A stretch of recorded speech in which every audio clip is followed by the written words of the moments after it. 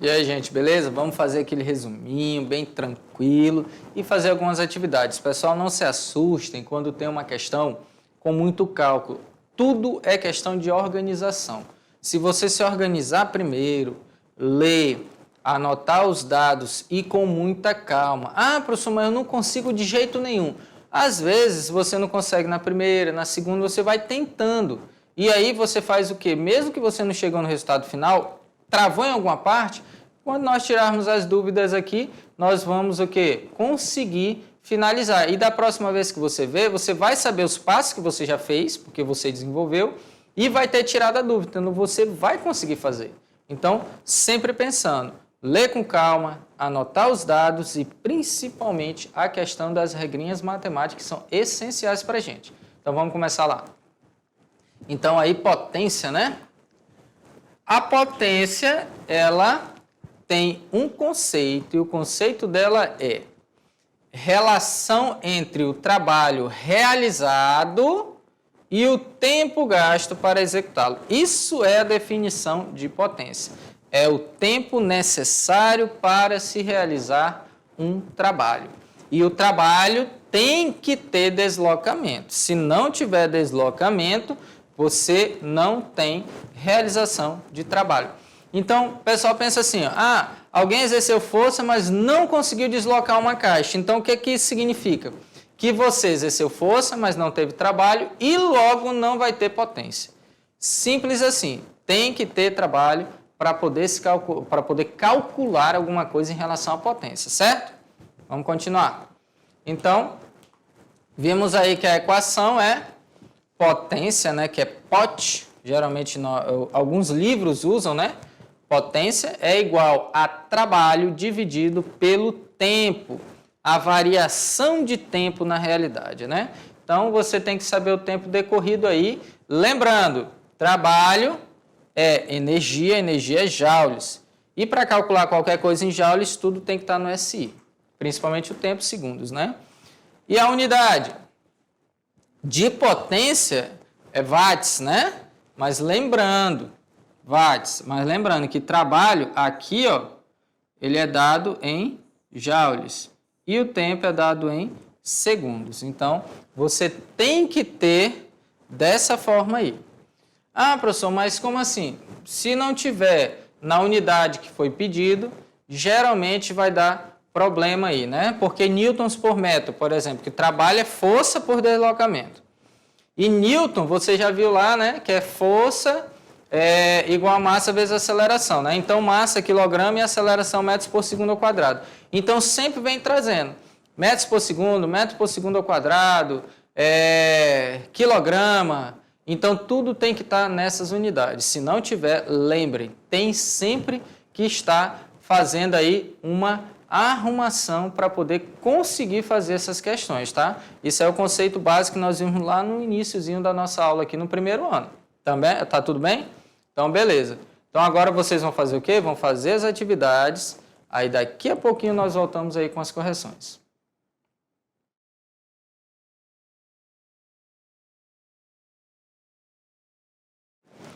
Já, pessoal, fizeram aí? Será que ficou muita dúvida? Muita. Pode até ficar, mas lembra lá, lê direitinho, faz os cálculos, refaz, pede para o colega do lado dar uma olhada, pede para alguém olhar, vê se você não está errando uma conta ali, uma organização. Sempre é legal pedir uma ajuda aí que, às vezes, o colega, ele está ali com a cabeça melhor, consegue ver o seu erro. Nós, geralmente, não conseguimos ver os nossos erros de cálculo, geralmente, mas dá para ver sim. Então, vamos lá. Começando aí para tirar as dúvidas, né?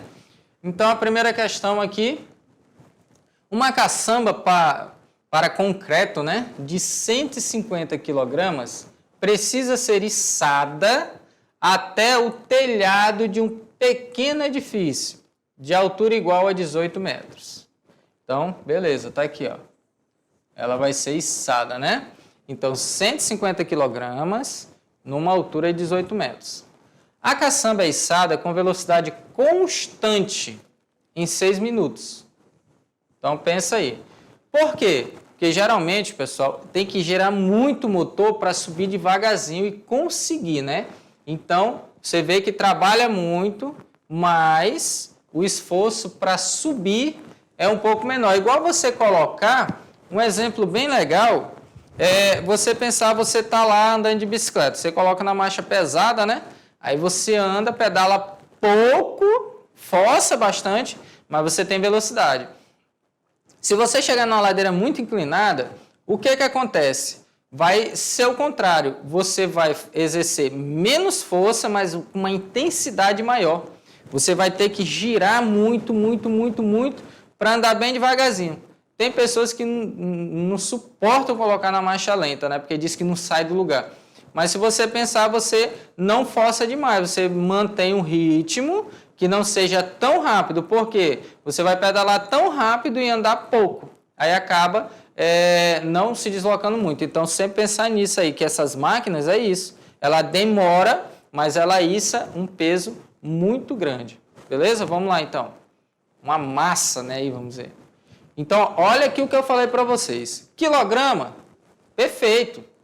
Metros, perfeito. Minutos, não. Minutos não está no sistema internacional. Então, vai ter que transformar. Mas 6 minutos, vocês são fera, né? Para transformar em segundos é rapidinho, né? Só multiplicar aí por 60. Desprezando o efeito do atrito e considerando a gravidade, sempre, né, aproximadamente 10 metros por segundo ao quadrado, a potência mecânica mínima necessária para realizar essa tarefa em watts é de... Então, olha lá, a potência mecânica mínima necessária para realizar essa tarefa em watts é... Então, bora lá. Minutos, eu tenho que multiplicar por 60, né? Porque cada minuto tem 60 segundos. Então, eu vou ter 60 vezes 60. Potência é o trabalho dividido pelo tempo.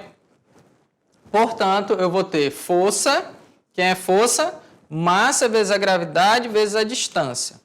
A massa 150 kg, a gravidade 10 metros por segundo ao quadrado e a altura é 18 metros. No caso da distância, deslocamento, né? Mas é a altura. E 360 segundos. Você multiplicando 27.000 dividido por 360 e chega no resultado final 75 watts. Aí essa questão, única coisa que foi diferente aqui foi fazer o quê? Transformar de minutos para segundos, que é bem simples, né, gente? Isso aí tá na ponta do lápis, né? Isso aí não tem dificuldade nenhuma para fazer.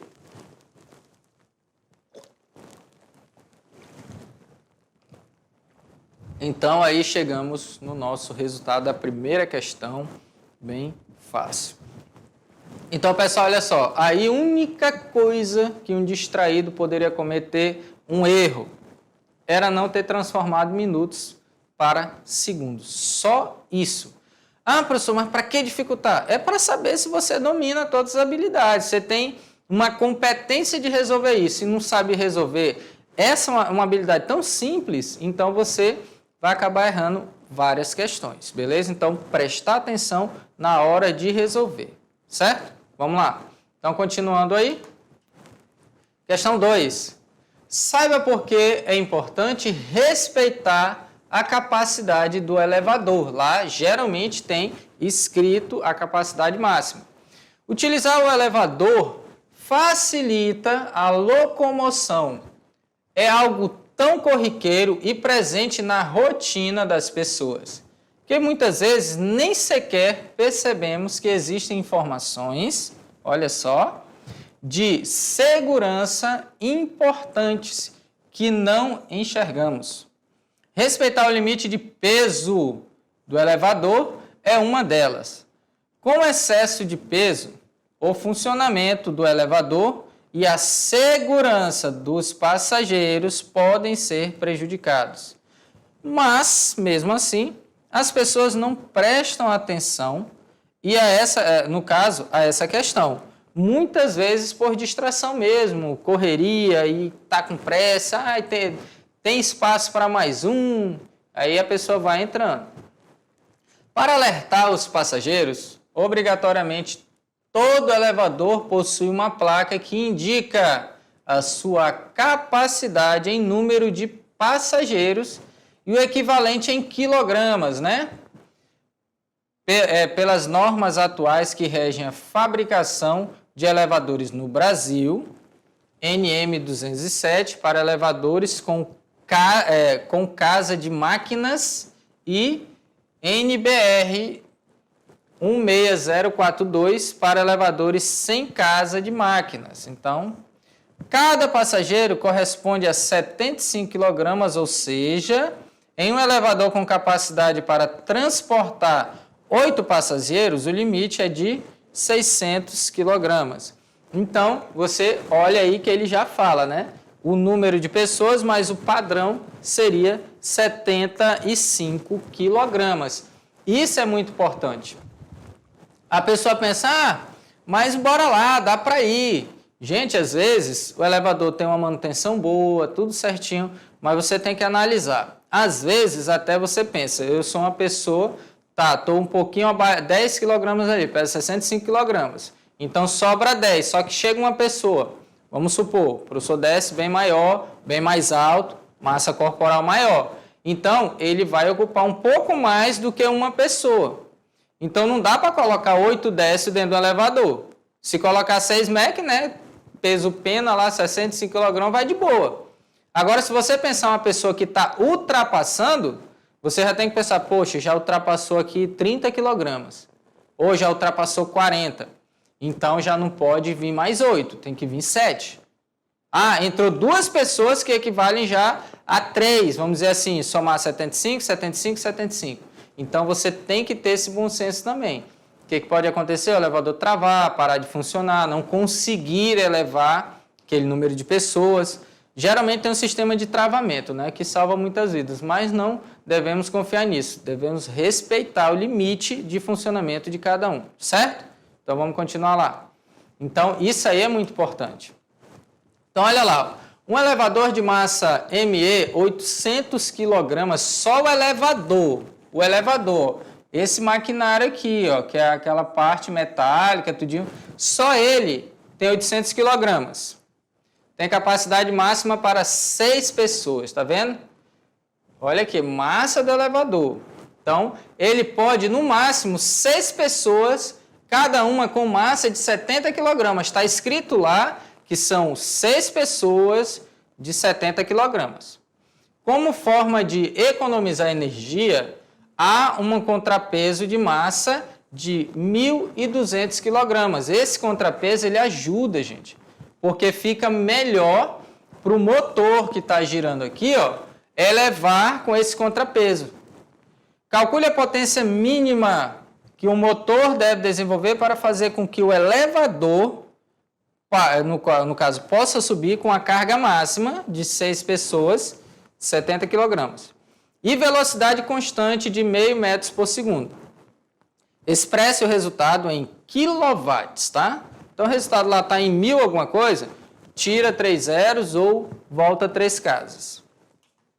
Olha como é que fica. Colocando as forças que agem sobre o sistema, vamos lá. O peso, que é do elevador, certo? Aí tem a tração. O que é a tração? Esse peso aqui, ele está puxando o elevador para cima, que é essa tração aqui. Nós vimos isso lá em lei de Newton, né? Só que aí tem a força do motor, ó. Essa força é exercida pelo motor e também o peso está ajudando a puxar. Analisa aí, ó. Tem a força do motor e tem a força do motor mais a força de tração, puxando. E o peso total das pessoas mais o elevador, tá? Que só o elevador pesa 800 quilogramas. A massa do peso, né, que ele está puxando para baixo aqui, que é 1000 e... Deixa eu ver, 1000... Já vamos ver aqui o peso dele. Peso total do elevador.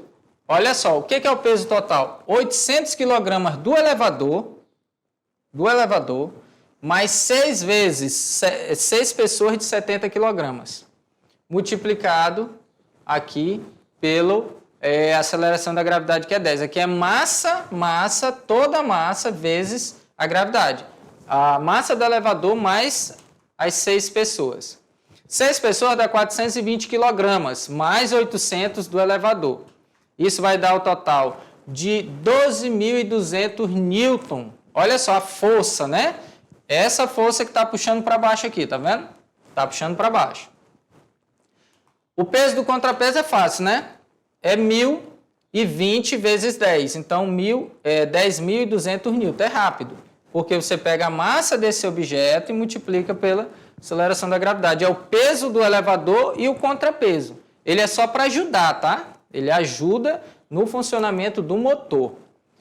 Como tanto o elevador como o contrapeso estão com velocidade constante, o sistema está em equilíbrio dinâmico e a força resultante sobre ele é nula. Por quê? Velocidade constante não tem aceleração, logo não tem uma força resultante. Vamos lá. Aqui todas as forças, certo? Peso total a gente já calculou, o peso do bloco já calculou. Lembrando que aqui é duas puxando para cima e aqui ó, a tração puxando, ajudando, né? Então, olha o que acontece aqui. Apagar isso. Já. No elevador temos o seguinte. Peso total é igual a tração.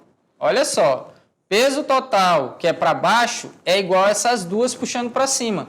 Por quê? Está em equilíbrio, então elas são iguais. Então, o peso total é a tração que esse contrapeso faz e a força do motor. Então, podemos encontrar a tração utilizando apenas a parte do sistema. Qual? O elevador, né? Ou o contrapeso. Tanto faz, porque tração, vocês irem ler de Newton, que é o mesmo valor, né? Quando se fala de tração, esse T é igual a esse T aqui. Ou você vai usar o contrapeso ou o elevador. Então, a tração é igual o peso, a tração é igual ao peso. Então, já sei que vai valer quanto? 10.200. Então, o que eu faço? Tração, 10.200. Peso total, 12.200 que eu já achei. Aí eu vou achar a força do motor. A força do motor é 12.200 menos 10.200. Menos. Passou para o outro lado subtraindo. Então, a força do motor é 2.000 newtons. A força do motor é 2.000 newtons, certo? Então, a potência. Como é que eu calculo potência? Potência é a força vezes a velocidade. Lembra lá que a distância pelo tempo? Nós conseguimos. E como está tudo ali, então a potência vai ser 2.000 vezes meio. Lembrando que a gente só achou força aqui, a velocidade já foi dada, que era meio. Portanto, 1.000 watts. Isso aí é a questão da potência do elevador. Tudo aqui a gente teve que achar primeiro essa tração, aí com a tração achar a força do motor, aí achando a força do motor fica fácil, né? Porque a potência pode ser força vezes a velocidade também, que foi visto durante a aula por que aparece, né? Eu tiro a distância e o tempo, distância e tempo é velocidade. Aí eu já uso logo o valor da velocidade. Então, 1.000 watts. Senão eu usaria mais sem esse contrapeso, tá? Porque aí ele teria que fazer a força total. O contrapeso ajuda muito. Para finalizar uma questão de Enem, né? Negócios são limitados devido à dificuldade de embarque. O ritmo das exportações de soja e derivados diminui nesta semana devido à dificuldade de embarque. Alguns trades consultados pelo CEPIA indicam que as chuvas ocorridas nas últimas semanas atrasaram a programação de escoamento dos principais portos. Um caminhão cujo peso total é 57 toneladas está transportando soja numa estrada retilínea e plana em movimento retilíneo uniforme, com velocidade de módulo igual a 90 km por hora. Se 200 kW da potência do motor estão sendo usados para vencer a força de resistência do ar, que é a principal, e da estrada, que é o atrito, o módulo dessa força em newtons é. Olha só, lembra que aqui está quilômetros por hora, o que a gente vai ter que fazer? Transformar. Mas a potência é a força vezes a velocidade. A velocidade eu já tenho, certo? Então, vamos lá a questão da velocidade 90 dividido por 3,6, para ficar em metros por segundo. Com isso, eu vou ter Olha aqui, ó, 200 quilos, né? Então, acrescenta aqui, ó, 3 zeros, 200 mil. É igual a F vezes 25, que é a velocidade.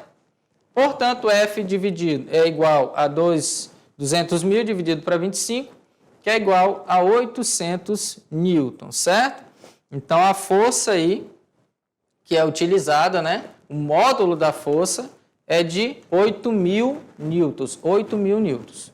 Então, sempre analisando aí, ó, que ele perguntou qual é a força só para vencer a resistência do ar e do atrito com a estrada entre o pneu e o atrito. Entre o pneu e a estrada, né? O atrito aí dos pneus e do ar. Então, até quando venta muito, fica complicado. E para finalizar, um pré-requisito, né? Assistir ao vídeo Trabalho, Energia e Transformações de Energia, que vai ser utilizado nas aulas 40, 41, 42 e 43. Então, sempre prestando atenção aí, ó, olha o exercício para falar um pouquinho sobre energia e entender melhor para vir preparado para a aula, beleza? Então, até a próxima aula. Tchau!